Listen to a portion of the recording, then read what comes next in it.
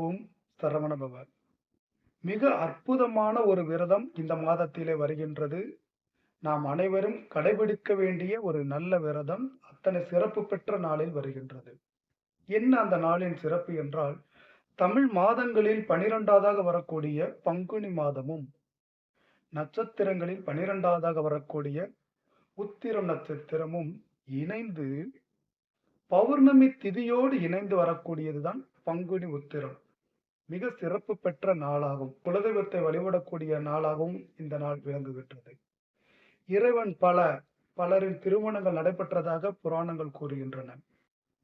பர்வதராஜனின் மகளாக அவதரித்த பார்வதி தேவியும் சிவபெருமானின் திருமணம் இந்த நாளில் தான் நடைபெற்றதாக கூறுகின்றார்கள். முருகன் தெய்வாடையின் திருமணமும் பங்குனி உத்திரத்தில் நடைபெற்றதாக கூறுகின்றார்கள். ஆண்டாள் ரங்கமன்னர் திருமணமும் இந்த பங்குனி உத்திரத்தில் நடைபெற்றதாக கூறுகின்றார்கள். மகாலட்சுமி திருமாலி மார்பில் நிரந்தரமாக வாசம் செய்வதும் இந்த நாளில் தான் ஆரம்பித்தது என்று கூறுகின்றார்கள். அப்படி அத்தனை சிறப்பு மிக்க ஒரு நாளாக இந்த நாள் விளங்குகின்றது. அந்த நாள் இந்த மாதத்தில் எந்த தினம் வருகிறது? இந்த வருடத்தில் எல்லாருக்கும் ஒரு சிறிய குழப்பம் இருக்கக்கூடும்.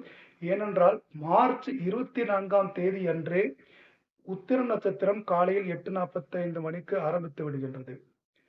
ஆனால் பௌர்ணமி தேதியோ 11:17க்கு தான் வருகின்றது. எனவே அந்த நாளில் விரதம் இருப்பதா? அல்லது அடுத்த நாள் சூரிய உதயத்திற்கு முன்பு பௌர்ணமி திதியும் உத்திர நட்சத்திரமும் இணைந்து வருகின்றதை அந்த நாளில் இருப்பதா என்று பலருக்கும் குழப்பம் இருக்கின்றது. மார்ச் 25ஆம் தேதி சூரிய உதயத்திற்கு முன்பு பௌர்ணமி திதியும் உத்திர நட்சத்திரமும் இணைந்திருக்கக்கூடிய நாட்களில் விரதம் இருப்பது அதுதான் மிகவும் சிறந்தது. அதுதான் பங்குனி உத்திரத்திற்கான காலமாகும். பங்குனி உத்திரம் விரதம் இருப்பதற்கான காலமும் அதுவே. எனவே நீங்கள் மார்ச் 25ஆம் தேதி பங்குனி உத்திர விரதம் இருக்கலாம். சரி, இந்த விரதம் எப்படி இருப்பது? பலர் ஏற்கனவே முருகப்பெருமானின் பல விரதங்களை நீங்கள் பின்பற்றி வருகிறீர்கள். சஷ்டி விரதம் பின்பற்றி வருகிறீர்கள். மகா சஷ்டி விரதம் பின்பற்றி வருகிறீர்கள். அதுபோலதான் இந்த விரதம்.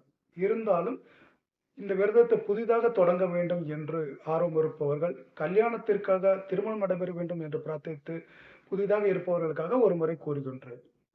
நீங்கள் முதல் நாளிலே இறைவனினுடைய அந்த பூஜை அறையை முழுவதும் சுத்தம் செய்து, வீடை துடைத்து சுத்தம் செய்து வைத்துக் கொள்ள வேண்டும். அடுத்த நாள் அதிகாலையில் சூரிய உதயத்திற்கு முன்பே எழுந்து குளித்துவிட்டு, உங்கள் வீட்டில் இருக்கக்கூடிய முருகப்பெருமானின் படத்திற்கு மாலை சாற்றி தீபம் ஏற்றி உங்களால் முடிந்த சிறு நெய்வேத்தியத்தை வைத்து இறைவனை வணங்குங்கள். உங்களுடைய விரதத்தை ஆரம்பியுங்கள். விரதத்தின் முக்கிய நோக்கமே பற்றற்று இருத்தல். உணவின் பற்றை துறத்தல் மற்றும் அன்று உங்கள் உள்ளத்தின் பற்றையும் துறக்க வேண்டும். அன்றைய தினம் நீங்கள் விரும்பக்கூடிய தொலைக்காட்சி தொடர்களாகட்டும், சினிமாவாகட்டும், இதையெல்லாம் ஒரு நாள் விட்டுவிடுங்கள். ஏனென்றால் உங்கள் மனமானது இறைவனின் மீதே லயித்திருக்க வேண்டும். அதுதான் விரதத்தின் மிக முக்கிய நோக்கம். அப்படி லயித்திருக்க நாம் என்ன செய்ய வேண்டும்? அதற்கு தான் நாம் இறைவனின் நாமத்தினை நாம ஜெபம் செய்கின்றோம், உச்சரிக்கின்றோம், அல்லது இறைவனின் பாடல்களை படிக்கின்றோம். எந்த பாடல்களை படிப்பது? எந்த பாடல்கள் வேண்டுமானாலும் நீங்கள் இறைவனுக்கு பிடித்தமான பாடல்கள் எந்த பாடல் வேண்டுமானாலும் படிக்கலாம்.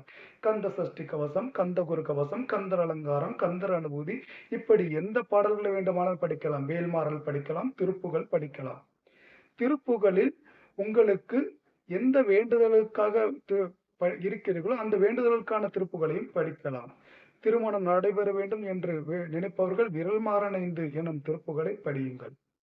குழந்தைக்காக விரதம் இருப்பவர்கள் செகமாய திருப்புகளை படியுங்கள்.